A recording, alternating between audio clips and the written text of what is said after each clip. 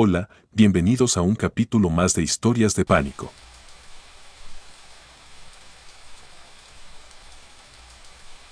El niño que juega entre las tumbas. Cementerio General de Mérida 2006.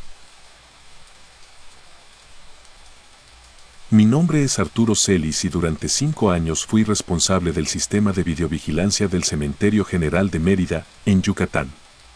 Aunque muchos crean que este tipo de lugares están llenos de historias inventadas, hay cosas que vi con mis propios ojos que todavía me cuesta procesar.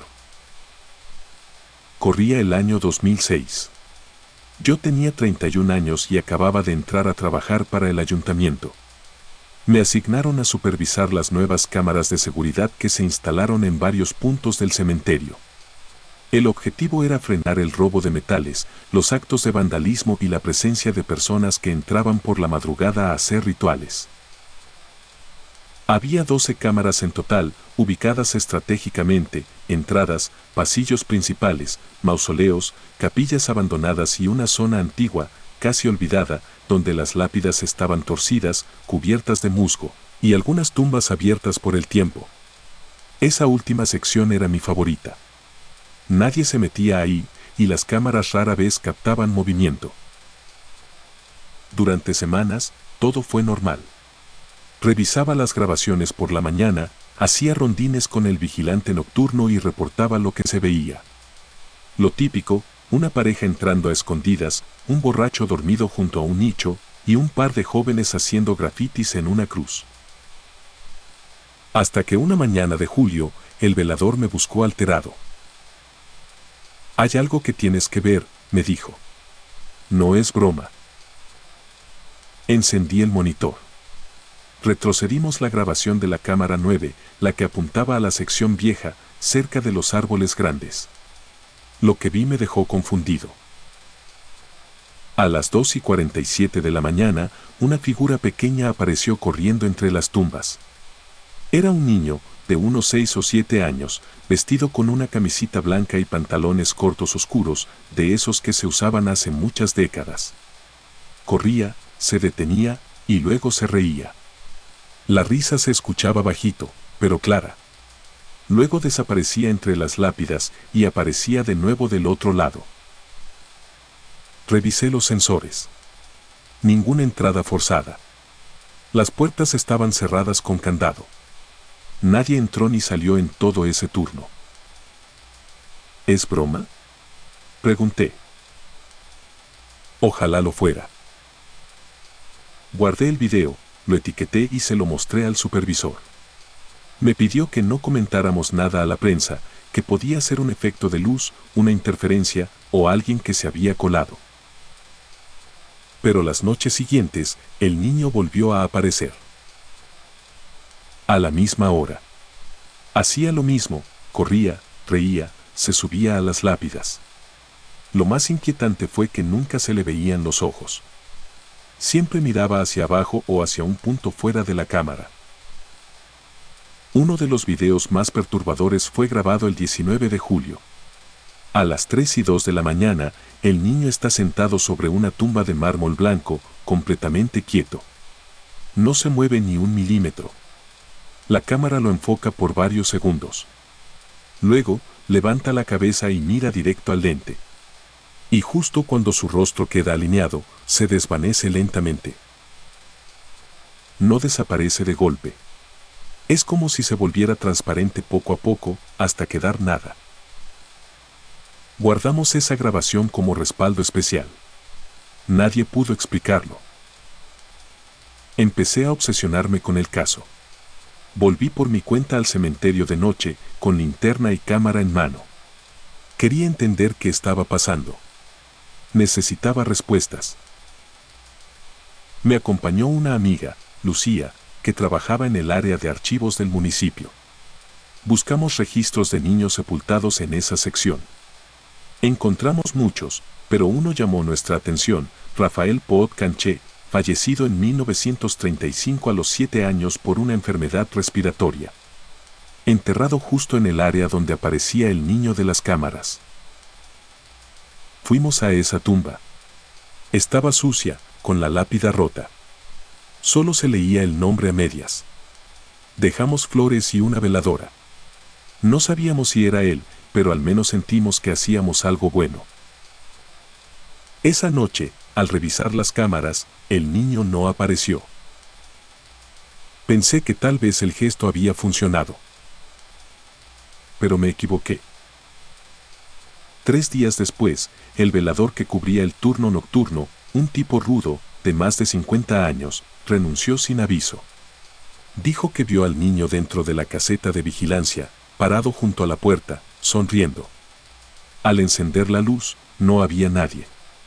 Pero en el suelo, quedaron marcadas huellas pequeñas de pies descalzos sobre el polvo. Llamaron a otro vigilante. Duró 2 noches. También se fue.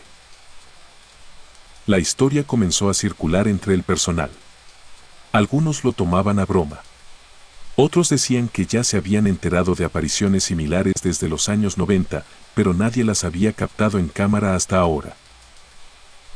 Una noche, yo mismo fui testigo. Llegué al cementerio a las 2:40 de la mañana con la intención de instalar una nueva cámara infrarroja en la zona donde solía verse el niño. Me sentía nervioso, pero tenía que hacerlo. Mientras montaba el equipo, escuché risas a lo lejos. Me detuve. La linterna apuntaba hacia los nichos, pero no se veía nada. Pensé que era el viento, hasta que oí una canica rodar detrás de mí. Volteé. En el suelo, una pequeña canica azul giraba sobre la tierra como si alguien la hubiera empujado. No había nadie. No había corrientes de aire. No había explicación. Guardé mis cosas y me fui sin mirar atrás. Poco después, el jefe del departamento pidió que desactiváramos las cámaras de esa sección. Alegó que interferían con el nuevo sistema de mantenimiento. Pero yo sé que fue para no seguir viendo cosas que no podían explicar. Guardé todos los videos en una USB. No lo hice para compartirlos en internet ni para hacerme famoso. Lo hice por mí. Para no olvidar que lo que vimos fue real. Que hay cosas que existen aunque nadie quiera hablar de ellas.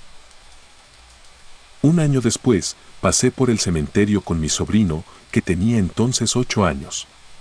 Caminábamos por la zona antigua, y sin decirme nada, se detuvo frente a una tumba y dijo: «Aquí está el niño que juega en la noche». Yo me paralicé. «¿Quién te dijo eso?», pregunté. «Nadie. Pero él me lo dijo a mí». No volvimos nunca más. Lo último que supe fue que, en 2010, un grupo de investigadores del fenómeno paranormal pidió permiso para grabar dentro del cementerio durante la madrugada. Captaron una figura infantil corriendo entre las tumbas y un audio con risa infantil, sin que hubiera niños presentes. Uno de ellos, un escéptico, abandonó el proyecto tras el primer análisis. Dijo que eso no era un niño normal. Hoy en día, ya no trabajo con cámaras. Me dedico a otra cosa. Pero a veces, cuando cierro los ojos, vuelvo a ver esa imagen, el niño sentado sobre la lápida, mirando fijamente, como si supiera que lo estábamos viendo.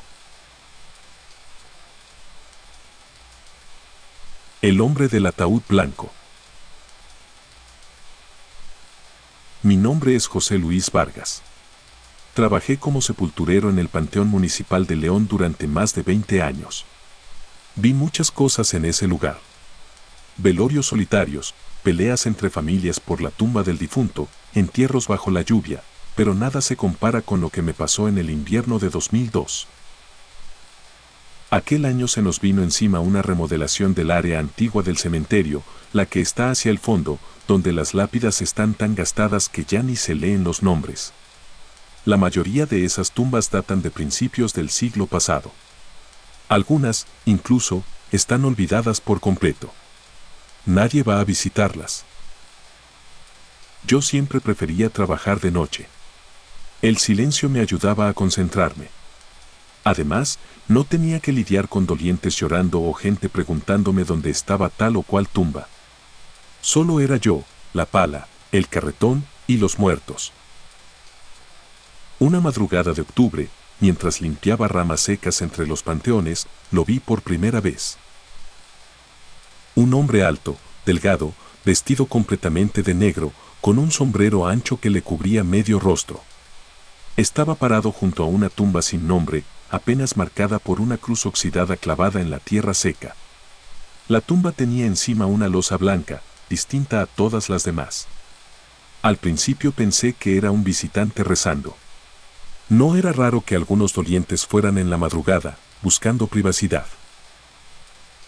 Me quedé observándolo un momento. No se movía, no decía nada. Me pareció raro que no llevara flores, ni velas.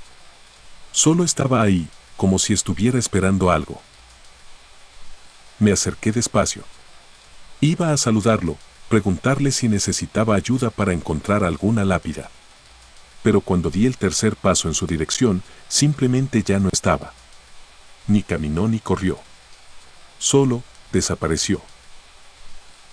Miré alrededor. Nada. Silencio absoluto. El aire olía a tierra húmeda.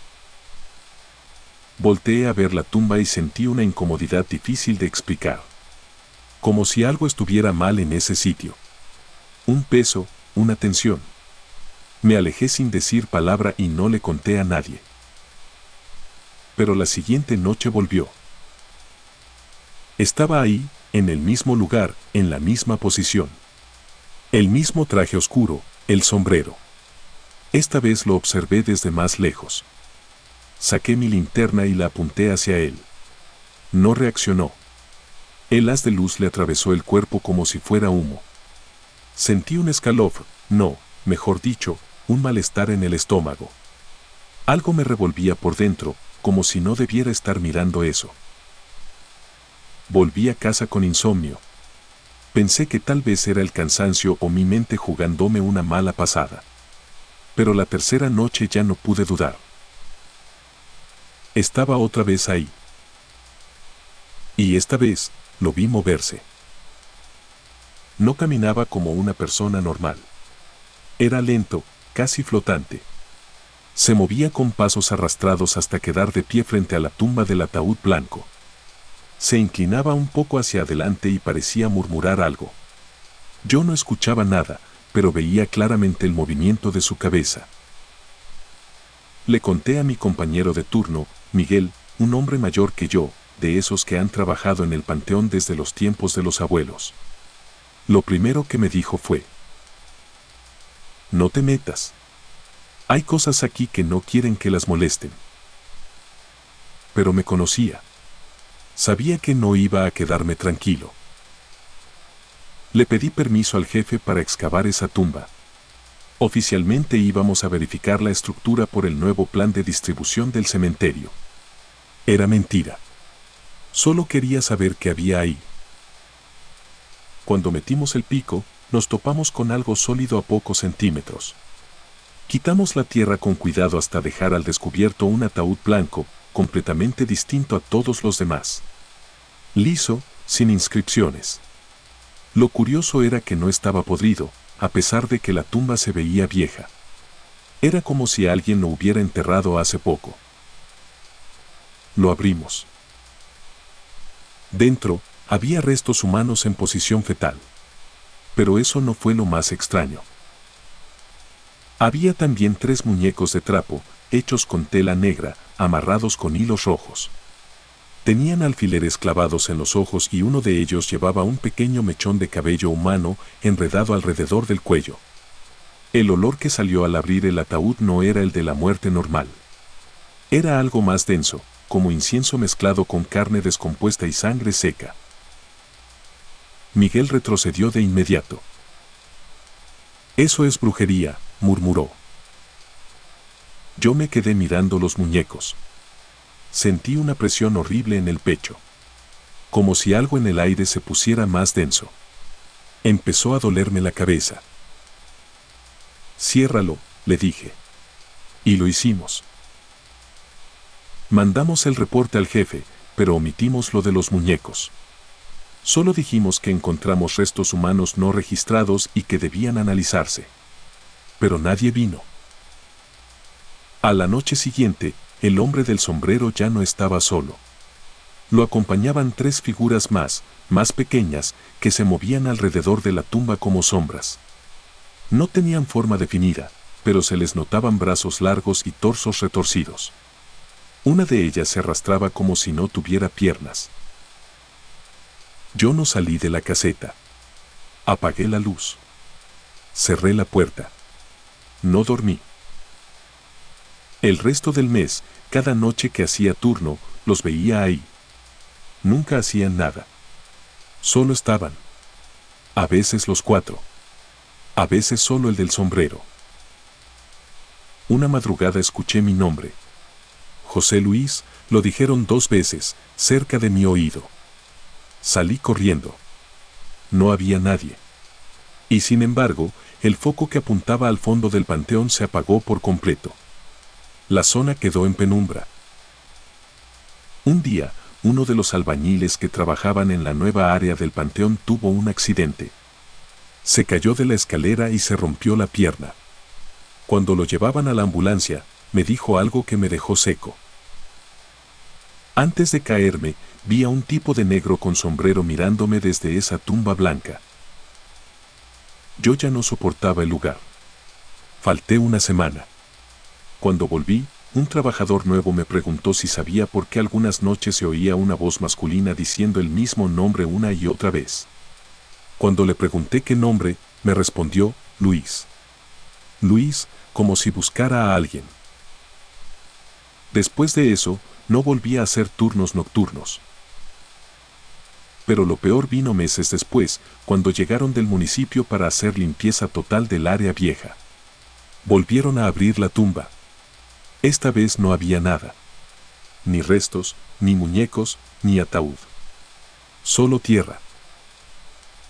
Revisaron los registros y efectivamente, esa tumba jamás había sido asignada a nadie.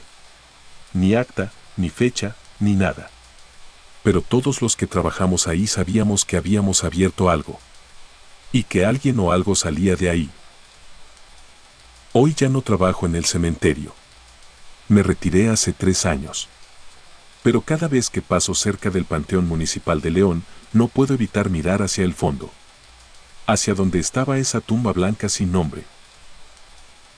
Y aunque ya no está, a veces creo ver la silueta de ese hombre de negro parado entre las lápidas, como esperando algo que nunca llegó, o a alguien que aún no ha muerto.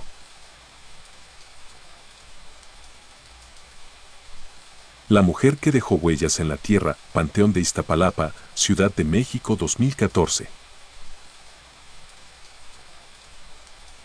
Mi nombre es Héctor Carranza y durante 9 años trabajé como velador nocturno en el Panteón Civil de Iztapalapa, uno de los más antiguos y grandes de la Ciudad de México. Entré por necesidad, buscando algo tranquilo, sin mucho movimiento. Irónicamente, terminé en el sitio donde los que no se mueven, a veces lo hacen. En marzo de 2014 me asignaron el turno nocturno permanente. El vigilante anterior, don Rubén, pidió su cambio después de 16 años. Me dijeron que ya no aguantaba el ritmo, pero luego supe que hubo algo más. Me enteré de que dejó de hablar del panteón después de marcharse. Ni a su familia le contaba lo que le había pasado. Eso me dejó con una curiosidad que, con el tiempo, me habría gustado no tener. Mi jornada era de 8 de la noche a 6 de la mañana. Todos los días patrullaba la zona con linterna, radio y un termo de café. En general, todo era muy tranquilo, hasta que comenzó la temporada de lluvias. Una noche, al caminar por el lado norte del panteón, noté algo extraño, huellas descalzas en la tierra húmeda, marcadas con mucha claridad. Eran pequeñas, tal vez de una mujer o un adolescente. Lo más raro era que no venían de la entrada ni se dirigían a ella. Comenzaban entre las tumbas y terminaban justo frente al nicho 478 de uno de esos viejos, de cemento desgastado y letras apenas visibles. Pensé que algún indigente o loco se había colado. Pero al revisar las cámaras, no había nada. Nadie había entrado. Ninguna puerta abierta. Ningún sensor activado. Volví al lugar al día siguiente de madrugada, cuando no llovía. Las huellas ya no estaban. Lo curioso es que la tierra en esa zona seguía húmeda. Me arrodillé, la toqué. No era barro nuevo, pero sí se notaba removida, como si alguien hubiera pisado allí recientemente. Y lo más inquietante era que todas las huellas terminaban en el mismo punto, frente al nicho 478D. Revisé el registro. Allí estaba enterrada una joven llamada Reina Palacios Gómez, fallecida en 1972 a los 19 años. No había visitas recientes, flores ni veladoras. Parecía olvidada. Pero alguien, o algo, volvía una y otra vez. Durante los siguientes días, la escena se repitió. Cada vez que llovía, las huellas aparecían de nuevo. Siempre descalzas. Siempre frescas. Siempre comenzaban entre tumbas cercanas y terminaban en el mismo nicho. Llegó un punto en que las patrullas nocturnas me generaban ansiedad. No era miedo directo, era algo más profundo, como una tensión constante. Una madrugada, decidí quedarme dentro del cuarto de cámaras desde las 2 de la mañana hasta las 4 de la mañana, cuando más actividad había reportado en el sistema de sensores térmicos. La cámara que apuntaba a la sección norte tenía visión nocturna. A las 3:03 de la mañana, vi algo que me quitó el aire. Una figura femenina apareció entre las tumbas. Caminaba con lentitud, descalza, con un vestido blanco antiguo, sucio y desgastado. Tenía el cabello largo, negro, cubriéndole el rostro. No parecía flotar ni era difusa como los fantasmas de película. Era claramente visible, pero no del todo humana. Se detenía frente a algunas tumbas, las tocaba con la mano y seguía. Luego avanzó directamente hacia el nicho 478D, ahí se quedó parada, por lo menos 5 minutos. Yo no pestañeaba frente al monitor. Y luego, simplemente desapareció, como si se hubiera desvanecido en el aire. Fui al lugar de inmediato. Las huellas estaban frescas, marcadas como si acabaran de ser hechas. Toqué la pared del nicho.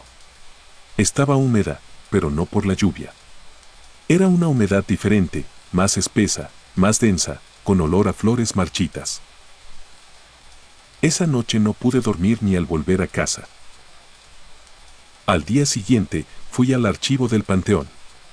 Encontré el acta de defunción de Reina. Decía que había muerto de causas no especificadas. Un médico rural firmó el certificado, pero no había informe completo. Me pareció extraño.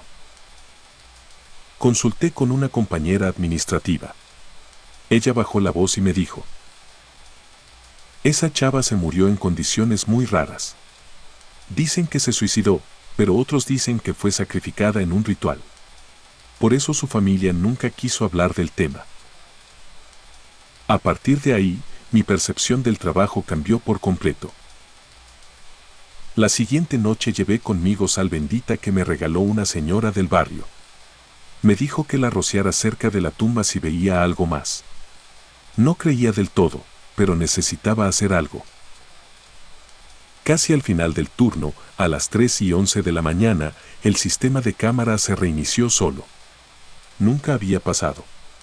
Corrí al cuarto y, cuando volvió la imagen, la figura estaba ahí otra vez. Más cerca que nunca. Estaba frente al nicho, pero esta vez miraba directamente a la cámara. No se movía, solo se quedaba de pie, observando. Fui con la linterna al área. Las huellas estaban, como siempre. El aire era pesado. Me acerqué al nicho con la botella de sal.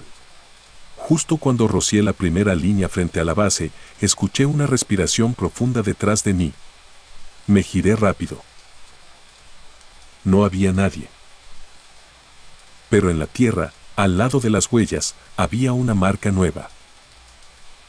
Unas rodillas marcadas en el barro, como si alguien se hubiera arrodillado ahí minutos antes. No supe qué hacer. Me fui corriendo. Dejé el resto de la sal tirada. Cuando regresé, ya había amanecido. La historia se regó entre el personal. Algunos se burlaban. Otros decían que ya lo sabían desde antes. Una señora que vendía flores fuera del panteón me dijo algo que me caló hondo. No eres el primero que ve a la mujer de Reina. Ella no descansa. La dejaron sola con ese secreto. A la semana siguiente, por órdenes del director del panteón, comenzaron a remover algunos nichos antiguos para reubicarlos. Supuestamente por remodelación. La sección donde estaba Reina fue marcada para ser intervenida. Yo sabía que eso no iba a terminar bien. El día que vinieron a abrir su nicho, estuve presente. El albañil metió el cincel y rompió parte del concreto. Pero apenas quitó la losa frontal, empezaron a salir cientos de gusanos blancos. El olor era insoportable. Pero lo más perturbador fue lo que había dentro. El ataúd estaba vacío. Ni huesos, ni ropa, ni rastro de cuerpo alguno. Solo tierra húmeda y flores secas. Y encima de todo, una pequeña cinta roja amarrada con un lazo negro, como las que se usan en rituales. El trabajador que abrió el nicho renunció ese mismo día. Dijo que no quería llevarse nada de ahí a su casa. El encargado pidió que taparan el hueco y no se hablara más del tema. Pero lo más extraño ocurrió esa noche. Las cámaras no registraron nada. Por primera vez en semanas, no hubo huellas. El nicho 478 quedó sellado y sin nombre. Y desde entonces, la mujer nunca volvió a aparecer. O eso pensé. Un año después, yo ya había cambiado de panteón. Estaba en la zona de San Lorenzo Tezonco, en otro cementerio más nuevo. Una noche, revisando el recorrido en las cámaras, vi algo que me hizo sudar frío. Una figura femenina, descalza, con vestido blanco, caminando entre las tumbas. La cámara solo la captó por 5 segundos antes de fallar. Corrí al sitio. No había nadie. Pero en la tierra mojada, había huellas. Y al final del recorrido, una marca en la tierra, justo frente a una lápida sin nombre. Como si Reina ya no tuviera nicho, pero si siguiera caminando. El canto entre los nichos. Cementerio de Pichilemu, Chile 2011. Mi nombre es Rodrigo Silva, y lo que te voy a contar ocurrió en el invierno de 2011, cuando aún trabajaba como ayudante de albañilería en el cementerio municipal de Pichilemu, una comuna costera del sur de Chile. No soy creyente de lo paranormal, o al menos no lo era, hasta que me tocó vivir algo que nadie me ha podido explicar. Esa semana, nos habían contratado para construir una serie de nuevos nichos en la parte más antigua del cementerio, un área un poco apartada, sin mucha iluminación, donde los pasillos eran tan estrechos que apenas cabía una carretilla entre las tumbas. Yo trabajaba con mi compadre Carlos, otro albañil con más años en el oficio que yo. Empezábamos muy temprano y salíamos cuando ya caía la noche, porque la lluvia nos atrasaba y teníamos que cumplir plazos. Todo iba bien los primeros días. Pero el jueves, 14 de julio, cerca de las 6:30 de la tarde, ocurrió algo extraño. Estábamos limpiando la zona antes de irnos, y de pronto, se escuchó un canto suave. Una voz de mujer, muy clara, entonando algo parecido a una melodía antigua. No eran palabras que yo pudiera entender con claridad, pero sonaban como un verso repetido, algo así como: ¿no cierres los ojos aún? Se escuchó 3 veces seguidas, y luego se cortó de golpe. Carlos me miró. Yo también lo había oído. No era un radio ni un celular. Era una voz real, flotando en el aire, saliendo de entre los nichos. Lo curioso es que no había nadie más en el lugar. Los otros trabajadores se habían retirado una hora antes y el cuidador del cementerio ya se había ido. Pensamos que quizá alguien se había quedado rezando o visitando una tumba. Revisamos todo, linterna en mano. Ni una sombra. Ni una vela. Ni un alma. Nos fuimos esa noche sin hablar mucho del tema. Al día siguiente, Carlos no se presentó. Me escribió por mensaje que no iba a volver al cementerio. Me pareció exagerado. Yo intenté convencerme de que fue una casualidad, una ilusión auditiva, el viento, algo. Así que volví solo. Trabajé en silencio toda la tarde. Y cuando empezaba a juntar mis herramientas, volvió a escucharse. Era el mismo canto. La misma voz.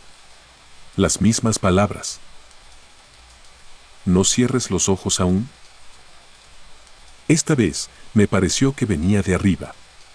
Levanté la vista. Frente a mí, en el tercer nivel de los nichos, había una lápida rota, antigua. No tenía nombre, solo una cruz tallada a mano.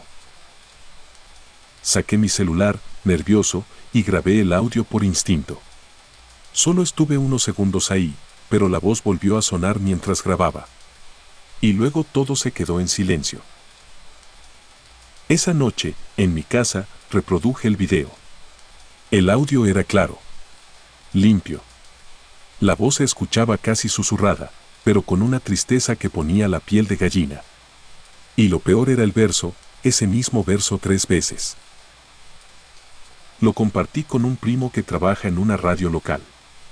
Me dijo que el sonido era limpio, sin edición, sin filtros, sin ruidos externos. Solo la voz. Me juró que no parecía manipulado. De hecho, se lo mostró a un par de colegas suyos en Santiago, y uno de ellos me mandó un mensaje preguntándome, ¿dónde lo grabaste? Porque no parece algo humano. El lunes regresé con otro ayudante. Le pedí a Miguel, un joven que apenas estaba aprendiendo el oficio, que me echara la mano. No le conté nada. Mientras trabajábamos, él me preguntó si había algún parlante cerca. Le dije que no. Me dijo que escuchó a alguien cantando entre los nichos, pero que no vio a nadie. Es como si estuviera triste, me dijo. Entonces decidí contarle la verdad. Le mostré el video. Miguel se quedó callado. Me dijo que era mejor no meterse con eso. Al día siguiente ya no volvió. Una señora mayor, que vendía flores afuera del cementerio, me detuvo una tarde y me preguntó si yo era el de la grabación. Me sorprendió. Me dijo que ya se había corrido el rumor por el pueblo. Mijo, esa voz lleva años escuchándose ahí. Desde que yo era joven. La gente no dice nada porque les da miedo. Le pregunté si sabía de quién podría ser la voz. Dicen que de una muchacha que murió esperando a alguien, pero nunca se supo quién era. Nadie la vino a buscar. Está en uno de esos nichos sin nombre. Esa noche no pude dormir. Empecé a investigar. Busqué en los registros del cementerio. Hablé con el cuidador. Me dijo que sí, que había al menos 3 tumbas sin identificación en esa zona y que una de ellas tenía reportes extraños desde los años 90. Cosas como flores marchitas que aparecían solas, veladoras encendidas sin explicación o gente que decía sentir que los observaban. Revisé mi video muchas veces. Y en una de ellas, al hacer zoom en una parte oscura del fondo, vi una silueta. Una figura femenina, apenas visible, asomada entre 2 nichos. No se movía. Estaba de lado, y su rostro parecía inclinado como si cantara. Sentí una presión en el pecho, pero esta vez no por miedo, sino por la angustia que transmitía esa imagen. Era una soledad que se podía palpar. Un miércoles, volví con un sacerdote del pueblo. No le mostré el video. Solo le dije que había una presencia rara en la zona de los nichos antiguos. Me acompañó sin poner peros. Llevó agua bendita y rezó por el alma de los que estaban sin nombre. Después de rociar las tumbas, me dijo algo que no esperaba. No es una presencia maligna. Es alguien que sigue esperando. Esa frase me marcó. Volví esa noche solo. Llevé una flor blanca y la dejé frente a la tumba sin nombre de la tercera fila. Me quedé un rato en silencio. Y entonces, sin esperarlo, la voz volvió a sonar. Pero esta vez, cantó solo una vez. No cierres los ojos aún. Y nada más. Como si me estuviera escuchando. Me fui tranquilo. Y por un tiempo, no volví a oírla. Pasaron meses. Terminamos la obra. El cementerio quedó con nichos nuevos, pintados, limpios. Ya nadie hablaba del canto. Pero yo no dejaba de pensar en eso. Un día, sin pensarlo mucho, publiqué el video en un foro de fenómenos inexplicables. Lo hice de forma anónima. Solo escribí, canto grabado en cementerio de Pichilemu, Chile, 2011. Al poco tiempo empezaron los comentarios. Gente de otros países decía haber oído cosas similares. Algunos aseguraban que ese tipo de melodías solo aparecen donde hay muerte sin despedida.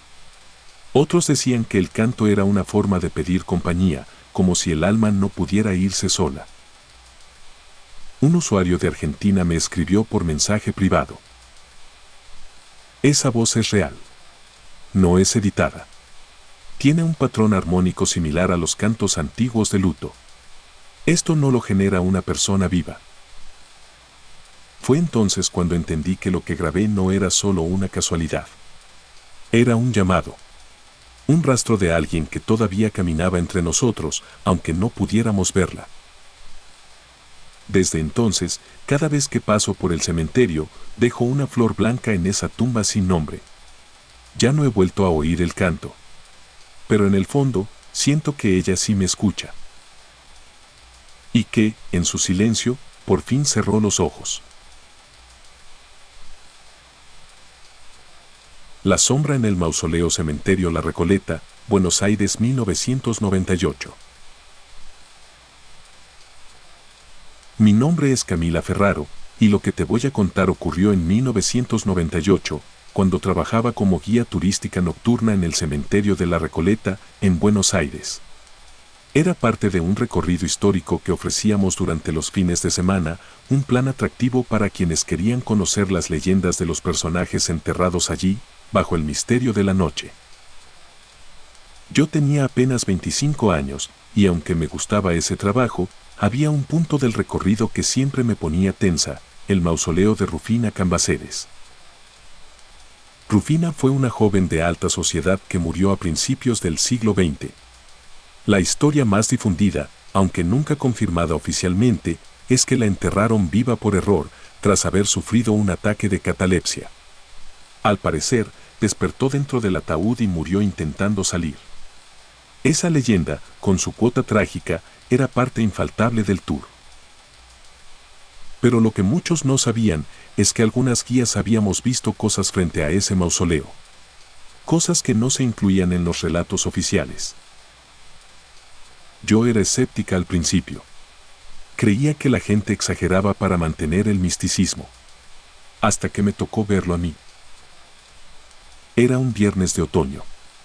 Teníamos un grupo grande, unas 20 personas. Turistas de todas partes. Yo llevaba mi linterna, el altavoz y la ruta marcada.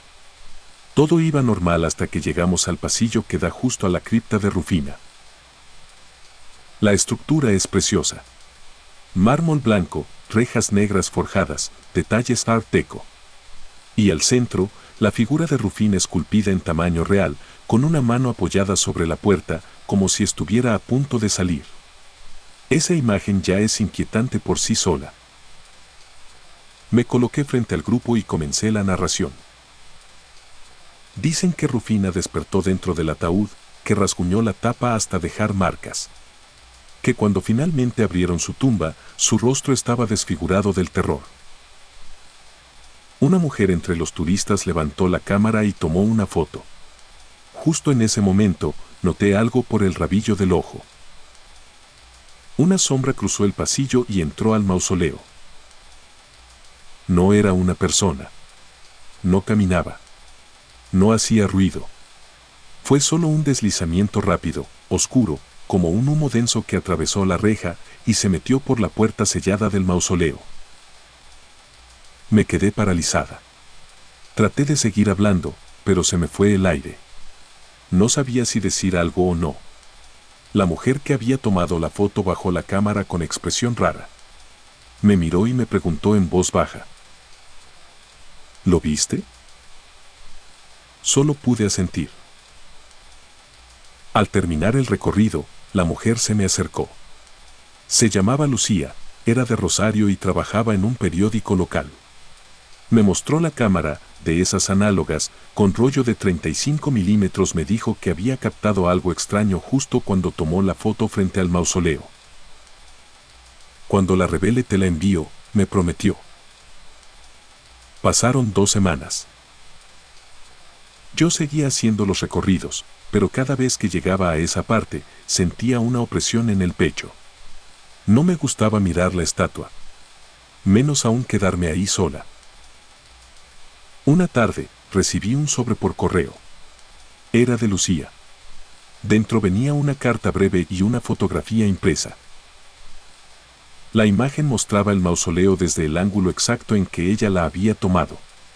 Pero lo perturbador era lo que aparecía justo en el centro, una figura negra, humanoide, parcialmente transparente, entrando por la puerta del mausoleo. Su rostro era difuso, como si hubiera una niebla cubriéndolo. No parecía una persona. No tenía contornos definidos. Solo se distinguían los hombros, la forma de una cabeza y el gesto inclinado hacia la entrada, como si se deslizara al interior. Lucía escribió que había llevado el negativo a analizar. Los técnicos dijeron que no había ninguna manipulación. Ni doble exposición, ni errores de luz. Lo que estaba ahí, simplemente estaba. Compartí la foto con una compañera guía, Sol, que llevaba más tiempo que yo. Apenas la vio, empalideció. Yo también lo vi, me dijo. 2 veces. No se lo conté a nadie por miedo a que me sacaran del trabajo. Me contó que había presenciado lo mismo en 1996, pero que creyó que era su imaginación. Y otra vez en una noche de lluvia, cuando ya no había turistas. Siempre el mismo patrón, la sombra cruzando el pasillo y entrando al mausoleo, aunque la puerta estuviera cerrada con candado. Decidí hablar con don Mario, el sereno del cementerio. Un hombre mayor, silencioso, que patrullaba las calles del Camposanto con su radio colgado al hombro. Le mostré la foto. La miró unos segundos. Luego, con voz grave, me dijo: eso aparece cada tanto. Nunca se mete con nadie. Pero no es Rufina. Lo miré con asombro. ¿Entonces quién es? No sé. Pero eso ya estaba aquí antes que ustedes. Después de eso, empecé a notar detalles raros. Las cámaras de seguridad apuntadas al sector de Rufina sufrían interferencias. Las luces del pasillo, que eran automáticas, a veces parpadeaban solo en ese tramo. En una ocasión, un turista alemán se desmayó al llegar al mausoleo. Dijo que sintió una presencia pesada junto a él. No tenía antecedentes médicos. Empecé a anotar cada incidente, cada sombra, cada fallo eléctrico. Y descubrí un patrón: todos ocurrían cerca del día 31 de cada mes. No importaba si era julio, octubre o enero. El fenómeno se repetía con precisión. Fue entonces que encontré en los archivos del cementerio una ficha que me llamó la atención. Era de una mujer sepultada en un mausoleo contiguo al de Rufina, fallecida en 1919. No tenía familiares registrados. Ni epitafio. Solo su nombre, Josefa T. Investigué. Casi no había registros. Pero una leyenda urbana de Recoleta hablaba de una sirvienta que había muerto en circunstancias misteriosas. Decían que la encontraron sin vida en los pasillos del cementerio, una noche de tormenta. Supuestamente había quedado encerrada por accidente tras un velorio. Algunos rumores decían que se volvió loca y entró a los mausoleos buscando refugio, hasta que murió de frío o de miedo. No había pruebas. solo suposiciones. Pero me pareció curioso que su tumba estuviera justo al lado del mausoleo de Rufina y que nadie más la recordara. El 31 de octubre de ese año, decidí quedarme después del recorrido. A las 11:55 de la noche, me coloqué con mi cámara en el pasillo frente al mausoleo. Llovía leve. No había nadie más. Me quedé ahí, en silencio, enfocando la reja. Y entonces ocurrió. A las 12:03 de la mañana, la sombra apareció. Salió del costado izquierdo, como si se materializara desde el muro. Era más alta que la estatua de Rufina. No caminaba, se deslizaba lentamente. No hacía ruido. Pasó frente a mí, a unos 3 metros de distancia. El aire se volvió denso, pesado. La sombra se detuvo frente al mausoleo y se fundió con la puerta. No hice ningún ruido. No moví un solo músculo. Cuando terminó, me sentí agotada. Como si me hubieran drenado la energía. Revisé la cámara. Nada se había grabado. Pantalla negra. Pero mi reloj digital, justo al momento en que apareció, se detuvo por 43 segundos. Dejé el trabajo un mes después. No por miedo, sino porque sentí que ya no era mi lugar. Hoy sigo teniendo la foto de Lucía en un cajón. Nunca la subí a internet. Nunca quise ganar fama con esto. Pero cada tanto la saco y la miro. Y me repito lo que me dijo don Mario. Eso ya estaba aquí antes que ustedes. Y probablemente seguirá estando.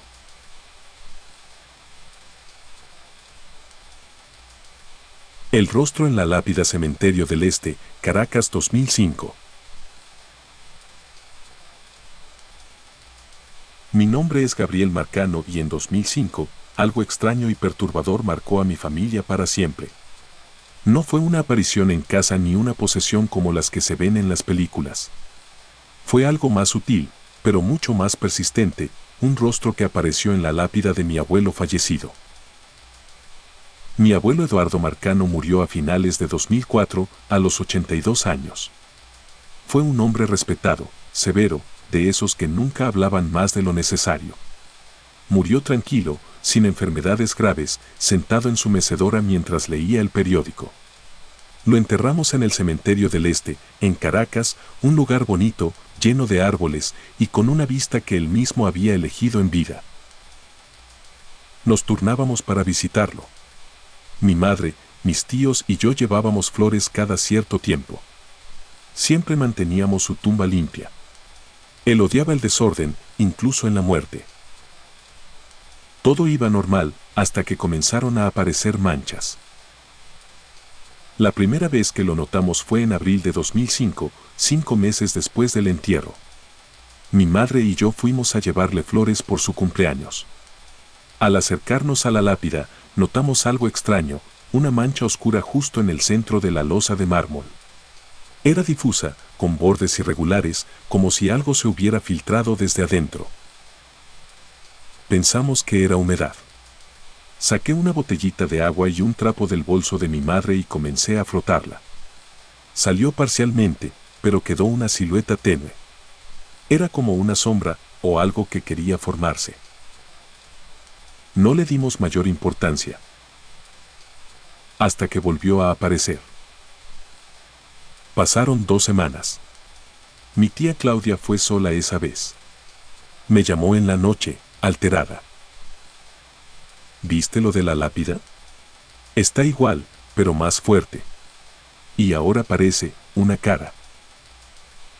Le pedí que me mandara una foto. La imagen era clara, una mancha redondeada con 2 zonas más oscuras donde irían los ojos y otra alargada como si fuera una boca. Parecía imposible que el mármol formara algo así de manera natural. Mi madre, que no es supersticiosa para nada, dijo que lo más probable era que fuera algún hongo. Contratamos a un señor que pulía lápidas. Fue, limpió todo con máquina y dejó la superficie como nueva. 15 días después, la mancha regresó. Esta vez fui yo solo. Llevé una cámara digital. Era un domingo, en plena luz del día. El rostro era mucho más evidente. No era simétrico, pero tenía forma humana. Los ojos eran huecos, como si miraran desde dentro del mármol. Y lo peor era que parecía triste. No era el rostro de mi abuelo. Era más fino, más femenino. Pero estaba ahí. Fijo. Persistente. Tomé fotos desde varios ángulos. Incluso hice un pequeño video. Todo era real. Lo conté a unos amigos.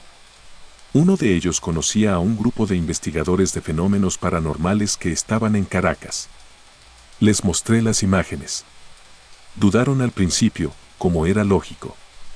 Pero cuando vieron que no había edición, me pidieron permiso para ir al lugar. El grupo vino una semana después. Eran 3 personas. Se presentaron con respeto. No llevaban cámaras gigantes ni querían espectáculo. Solo instrumentos para medición de energía, un par de sensores térmicos y grabadoras. Estuvimos ahí desde las 6 de la tarde hasta pasada la medianoche. A las 7:40, una de las investigadoras, una mujer mayor llamada Silvia, dijo que empezaba a sentir presión en el pecho cada vez que se acercaba a la tumba. No era miedo, dijo, era como si algo la empujara hacia atrás. El aire, a pesar de ser abierto, se sentía más denso. Como si hubiéramos bajado varios metros bajo tierra. Uno de los sensores captó una leve anomalía térmica justo en el área donde estaba la mancha. Nada extremo, pero sí un punto más frío que el resto del entorno. A las 8:13, mientras tomaban algunas fotografías, Silvia se detuvo y apuntó hacia la izquierda. ¿Esa mujer estaba con ustedes? Todos volteamos. A unos metros, entre las lápidas, había una figura vestida de negro, inmóvil, mirando hacia nosotros. No caminaba. No se movía. Solo estaba ahí. Uno de los investigadores alumbró con una linterna. La figura ya no estaba. No dijimos mucho en ese momento. Ellos anotaron todo, revisaron los equipos y se retiraron con respeto. Quedamos en hablar cuando revisaran el material. 3 días después me llamaron. Hay algo en las fotos, me dijo Silvia. No solo la mancha. Hay una figura al fondo, junto a otra tumba. Parece una mujer, pero su rostro está borroso. Como si no quisiera mostrarse. Les pregunté si podían explicarlo. No, me respondió. Pero te aseguro que no es una pareidolia. Es decir, no es tu mente tratando de ver algo donde no hay nada. Lo que ustedes están viviendo ahí tiene carga energética fuerte. Muy fuerte. Después de esa visita, las cosas empeoraron. Cada vez que íbamos al cementerio, el rostro se veía más definido. Ya no solo eran ojos y boca. Se le notaban pómulos, una frente amplia y un gesto triste. No de enojo. Era una expresión de dolor. De melancolía profunda. Una tarde, mi madre se acercó a la lápida y le habló en voz baja. Si necesitas algo, dilo. Pero por favor, deja descansar a mi papá. Esa noche, soñó con una mujer vestida de negro, sentada sobre la lápida, llorando en silencio. No tenía rostro. Solo una silueta gris que sollozaba mientras se balanceaba lentamente hacia adelante y hacia atrás. Mi madre no soñaba cosas así. Al menos no antes de eso. Las visitas se volvieron esporádicas. Nos daba temor ir. Pero al mismo tiempo, algo nos jalaba hacia esa tumba. Era como si dejarla sola fuera peor. Como si ignorarla alimentara más ese rostro. Una tarde, un trabajador del cementerio, un señor ya mayor, se nos acercó mientras limpiábamos. ¿Ustedes son los de la tumba del rostro?, preguntó. Le dijimos que sí. Eso pasa desde hace años. Cuando alguien es enterrado en ese punto exacto, aparece algo en la losa. A veces es una mancha. A veces un símbolo. A veces, un rostro. Le preguntamos si sabía por qué. Dicen que esa zona del cementerio no está limpia. Que antes era parte de una fosa común de mujeres no reclamadas. Algunas murieron en condiciones terribles. Una de ellas, cuentan, fue enterrada ahí mismo por error. Y no recibió ni nombre ni oración. Nos miró con seriedad. Tal vez alguien está pidiendo ser recordada. Mi madre decidió entonces mandar a poner una placa secundaria justo al pie de la lápida con la inscripción. Para la que no fue nombrada, también hay memoria. Desde ese día, el rostro dejó de aparecer. La lápida permaneció limpia durante meses. Fuimos con frecuencia. Dejábamos 2 flores, una para el abuelo y otra para ella. Nunca más volvió la mancha. Pero hasta el día de hoy, si paso por ese lugar y me detengo unos minutos, siento que alguien me observa en silencio desde el mármol frío. No con rabia. Con tristeza. Como alguien que finalmente fue vista. El niño del ataúd de cristal, Cementerio El Salvador, Honduras 1990. Me llamo Tomás Arévalo, y lo que voy a contarte sucedió en 1990, cuando trabajaba como guardia nocturno en el Cementerio General El Salvador, en Tegucigalpa. Estuve allí durante 6 años, desde finales de los 80. Y si bien vi muchas cosas que uno preferiría olvidar, hay una que nunca he podido sacarme de la cabeza: el niño del ataúd de cristal. Muchos en la ciudad recuerdan la historia, al menos los más viejos. No fue algo que saliera en los periódicos oficiales, pero se hablaba en voz baja, en los pasillos, en las colonias cercanas. Algunos decían que era un invento de gente morbosa. Otros juraban que lo habían visto con sus propios ojos. Yo no creía en nada de eso, hasta que me tocó estar frente a él. El cementerio El Salvador es enorme. Calles de tierra, árboles frondosos, mausoleos antiguos mezclados con tumbas sencillas. El silencio ahí se siente espeso, más que en otros cementerios. Los turnos de noche eran largos, pero tranquilos. Nos turnábamos entre 2 guardias. Yo solía patrullar desde las 10 de la noche hasta las 5 de la mañana. Una noche de enero, el otro vigilante, don Raúl, me pidió cambiar de ruta. Él quería evitar pasar por el pasillo norte. Me dijo que desde hace semanas había gente que se acercaba a una tumba con un ataúd de cristal, donde estaba enterrado un niño. Según él, muchos aseguraban que el niño a veces abría los ojos. Otros decían que sonreía. Me reí. Pensé que era otra leyenda más. Pero accedí al cambio. Y esa noche pasé por el pasillo en cuestión. La tumba no era difícil de encontrar. Estaba en una sección limpia, muy cuidada. El ataúd estaba encerrado dentro de una urna de concreto, con una tapa de cristal gruesa, protegida por una reja baja. El vidrio estaba algo opaco por el polvo, pero se alcanzaba a ver perfectamente al niño dentro. Vestía traje blanco. Tenía las manos cruzadas sobre el pecho. El rostro era sereno. La piel parecía de cera, pero no estaba deteriorado como otros cuerpos exhumados que había visto. Lo raro era que sus ojos no estaban completamente cerrados. Apenas una rendija, como si apenas durmiera. Pasé de largo sin hacer más que mirar. Pero volví a pasar por curiosidad, media hora después. Y lo miré de nuevo. Las noches siguientes hice lo mismo. No sé por qué.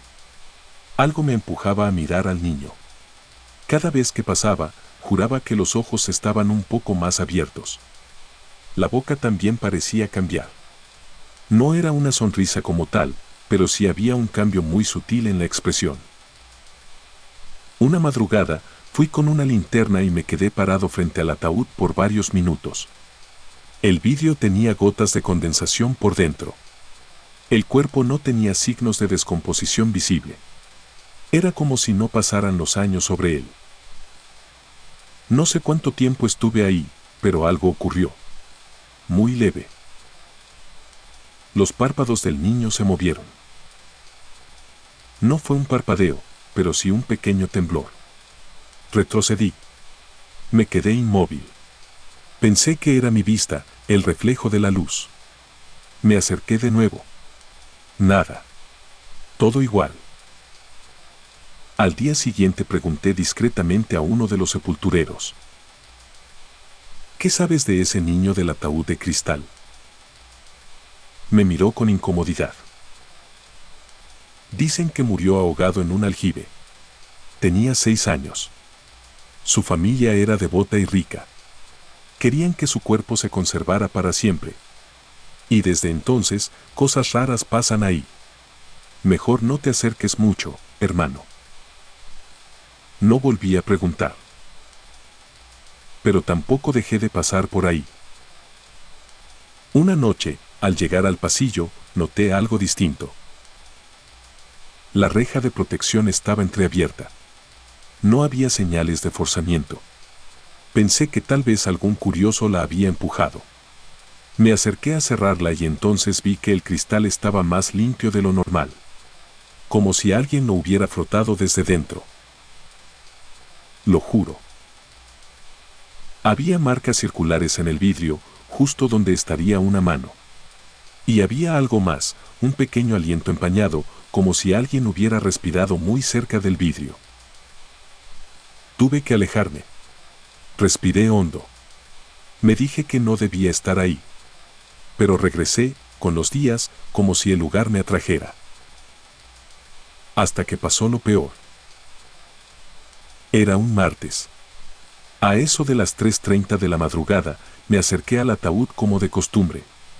Esta vez llevé conmigo una pequeña linterna de luz blanca. No me gustaba mucho usar la de la empresa porque hacía ruido al encenderse. Me arrodillé frente al vidrio. Y ahí ocurrió. Los ojos del niño estaban completamente abiertos. Oscuros. Brillantes. Me miraban. No había reflejo. No era una ilusión. Me observaban con una fijeza que no se puede describir. Me quedé quieto. Sentía la garganta seca. Me costaba respirar. Y entonces, lo escuché. Una voz infantil, muy suave, dijo, no me gusta la oscuridad. No era un pensamiento. No fue en mi cabeza. Fue un sonido real, audible, a pocos centímetros de mí. Como si viniera del ataúd o de debajo del cristal. Di un paso atrás. Los ojos seguían abiertos. La boca, apenas curvada. No pude moverme. Estaba atrapado en ese momento. Y luego, las luces del pasillo parpadearon. Solo una vez. Y la voz volvió, más débil. No me gusta la oscuridad. Corrí. No grité. No miré atrás. Solo corrí hasta la caseta y cerré la puerta con fuerza. Al amanecer, le conté todo a don Raúl. Me escuchó sin sorpresa. Solo dijo: yo también lo oí hace años. Por eso ya no paso por ahí. Ese mismo día, reportamos la situación a la administración. Las autoridades del cementerio decidieron cubrir el vidrio del ataúd con una lámina de metal. Dijeron que era por respeto. Pero yo sabía que era para evitar que alguien más viera lo que nosotros vimos. Desde entonces, nadie ha vuelto a ver al niño. Pero hay quienes aseguran que, si pasas por esa tumba a las 3:33 de la madrugada, puedes oír una voz que dice que no le gusta la oscuridad. Y si te atreves a mirar entre las rendijas de la lámina, puede que sientas que alguien te está mirando desde dentro. Yo nunca volví. Y hasta el día de hoy, cada vez que apago la luz de mi habitación, siento que unos ojos pequeños siguen buscándome, esperando que vuelva. A veces me pregunto qué habría pasado si no me hubiera ido aquella noche. A veces, creo que el niño aún me espera. El grito que viene del suelo Cementerio de Tumbas Profundas, Colombia 2009. Me llamo Luis Hernando Pérez, y en 2009 trabajaba como sepulturero en el Cementerio de Tumbas Profundas, en las afueras de un pueblo de Cundinamarca, Colombia. Ese lugar tenía ese nombre, Tumbas Profundas, porque desde los años 40 se había cavado a más profundidad de lo habitual, por cuestiones de humedad y espacio. Ahí, las fosas llegaban hasta 3,5 metros. Era un trabajo duro, pero honesto. Siempre me consideré una persona práctica. Si veía algo raro, trataba de buscarle una explicación lógica. Hasta que un día, cavando en una zona vieja del cementerio, escuché un grito que no venía del aire, sino de la tierra. Era abril. Llovía casi todos los días. El terreno estaba difícil, muy húmedo. Teníamos que hacer una exhumación en una zona antigua, donde ya nadie visitaba a los difuntos. Iban a reutilizar el espacio para nuevas tumbas. Nos tocó a mi compañero Jorge y a mí limpiar y excavar. Mientras cavábamos, notamos que el lodo no drenaba bien. Se formaban bolsas de agua, y con cada palazo salían burbujas de aire. Pensamos que era alguna tubería vieja o filtración del cerro. Llevábamos 2 horas excavando cuando escuchamos algo extraño. Fue un sonido sordo, apenas perceptible, como un quejido bajo que vino desde el fondo del hoyo. Jorge se detuvo y me miró. ¿Oíste eso? Sí, pareciera un ruido de presión, le dije. Tal vez alguna raíz rompiendo tierra. Seguimos. Pero unos minutos después, el sonido se repitió. Esta vez con más claridad. Y ya no era un quejido, era una voz. Una voz humana. Apagada, lejana, pero inconfundiblemente humana. Ayuda. Ambos dejamos las palas al mismo tiempo. No puede ser, dijo Jorge, palideciendo. Nos quedamos ahí, sin movernos. El viento era leve. No había nadie más cerca. Y el sonido no venía de afuera, sino desde abajo, como si algo, o alguien, estuviera atrapado en la tierra húmeda. Corrimos al cuarto de herramientas. Le contamos al capataz, don Elmer. Se rió al principio. Eso es aire. El agua metida en las capas. Se forman ecos, nos dijo. Pero aceptó acompañarnos. Bajamos con él. Revisamos el hoyo. Sacó su celular, puso la grabadora de audio y nos pidió guardar silencio. Esperamos. Durante casi un minuto no se oyó nada. Y entonces, otra vez. Ayuda, por favor. No era un lamento del viento. Era una voz clara, suplicante, débil. Elmer se quedó congelado. Levantó el celular con cuidado y siguió grabando. El sonido se cortó. Luego, silencio. Nadie dijo nada durante varios minutos. Esa noche, don Aumor mandó el audio por correo a un amigo suyo que trabajaba en una emisora. Le pidió que limpiara el sonido para entenderlo mejor. Al día siguiente, el técnico le respondió con una nota breve. La grabación no está manipulada. El espectro de audio corresponde a una voz humana real, registrada en baja frecuencia, sin ruidos de fondo.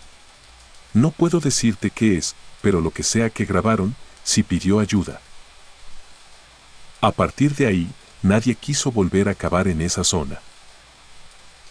Los más supersticiosos decían que era un espíritu atrapado, un alma en pena.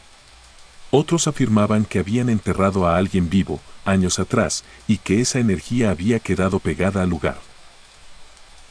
A mí, lo que me inquietaba no era tanto lo paranormal. Era pensar en cuántas veces se habían cometido errores al enterrar a alguien. En la posibilidad real de que alguna vez sí dejaron a alguien respirando bajo tierra y esa voz fuera una huella de aquel horror. Durante semanas, el grito volvió a escucharse varias veces.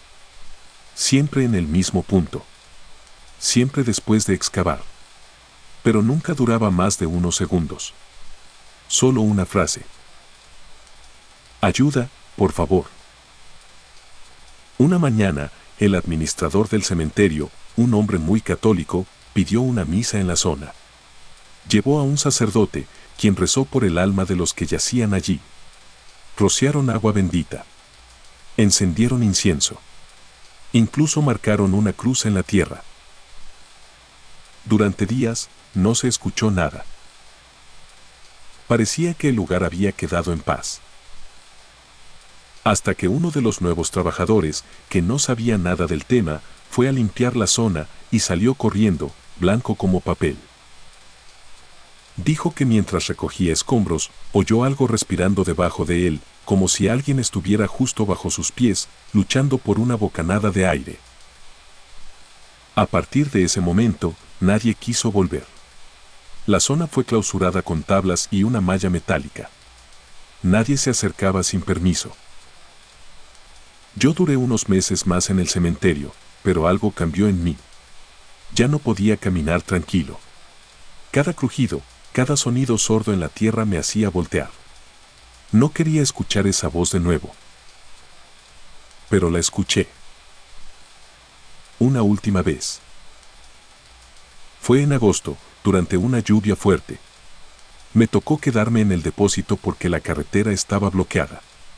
Dormí sobre unos costales, cerca de donde guardábamos las herramientas. A las 2 de la mañana, sentí un murmullo. Al principio creí que era la lluvia sobre el techo. Pero el sonido venía de abajo.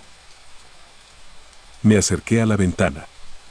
La zona de las tumbas profundas estaba justo frente a mí.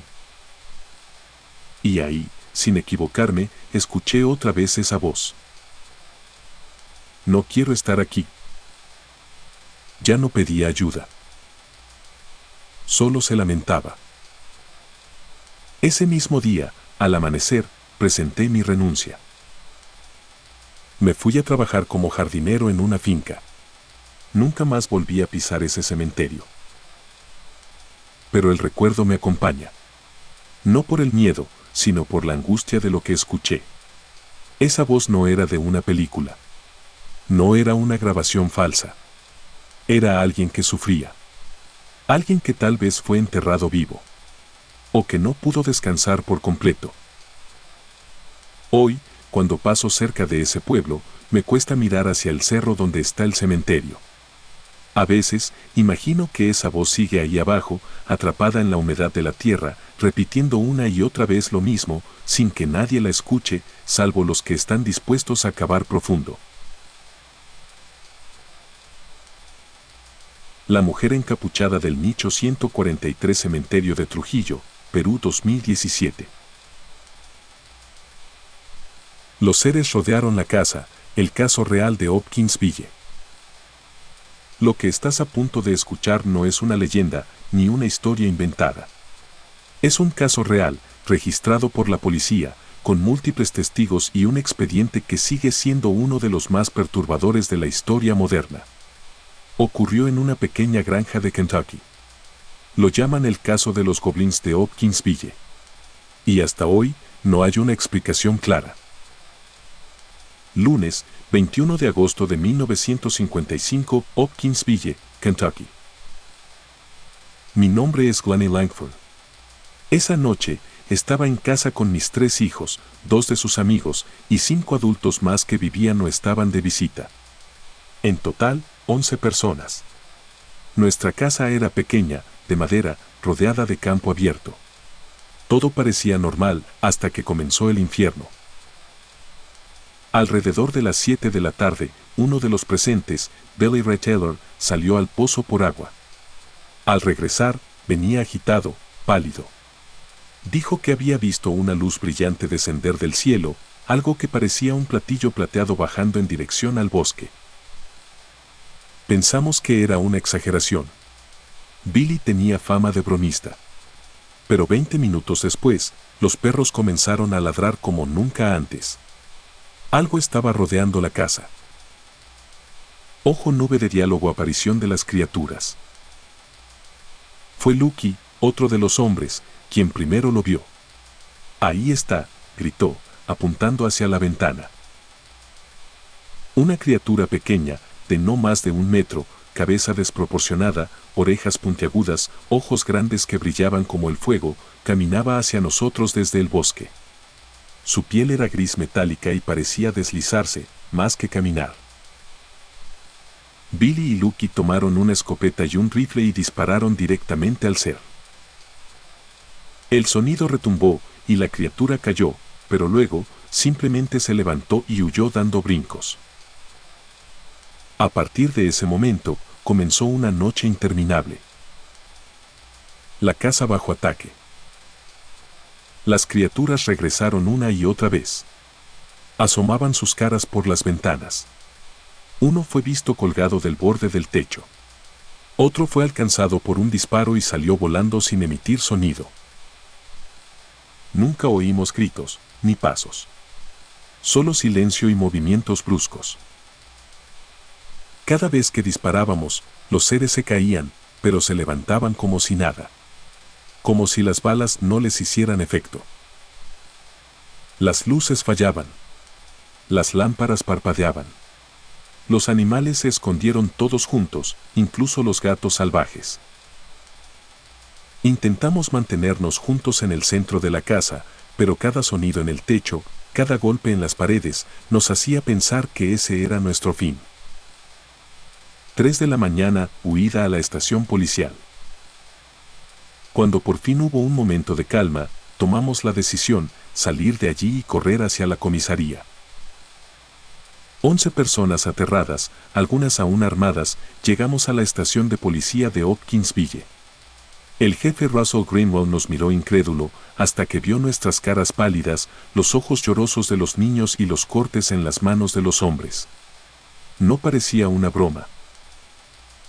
En cuestión de minutos, policías estatales, militares de Fort Campbell y periodistas llegaron a nuestra granja.